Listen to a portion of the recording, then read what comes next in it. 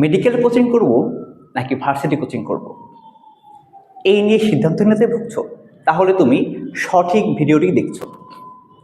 তুমি যদি বিগত বছরের পরিসংখ্যানটা ফলো করো তাহলে তুমি কি দেখতে পাবে? মেডিকেলে প্রতি বছর পরীক্ষা দেয় প্রায় 1.5 লক্ষ শিক্ষার্থী। তাদের মাঝে চান্স পাওয়ার টেন্ডেন্সি হচ্ছে 6,000 আসন সংখ্যা থাকে। যদি দেখো যে চান্স পাওয়ার হার কত, মাত্র 4%।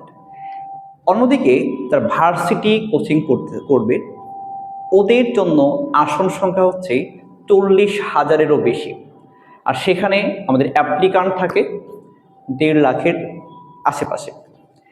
আর এখানে চান্স পাওয়ার হার হচ্ছে 27%। এটা অনেক ক্ষেত্রে বেশি হতে পারে।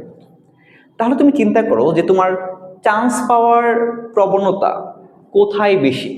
অবশ্যই ভার্সিটি কোচিং।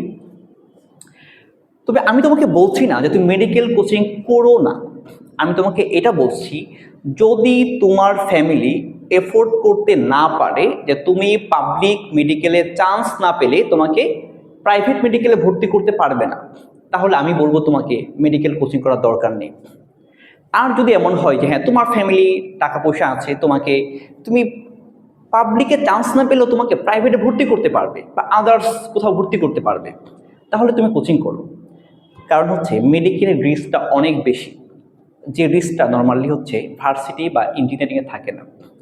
এই জন্যই তোমাদেরকে বলবো ফ্যামিলির সাথে নিজের ইচ্ছাটা কি সেটাকে একত্র করে সিদ্ধান্ত নাও কোথায় তোমার ফিউচারটা ভালো হবে।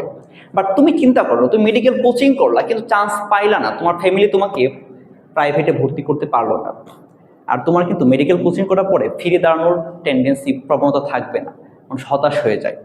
তখন অধিকাংশ মেডিকেল স্টুডেন্টরা যারা চান্স পায় না ভর্তি পরীক্ষায়, ওরা কিন্তু আর খুব একটা বেশি পাবলিক বিশ্ববিদ্যালয়গুলোতে চান্স পেতে পারে না, কারণ ওরা ম্যাথ ফিজিক্সে এত বেশি স্ট্রং থাকতে পারে না।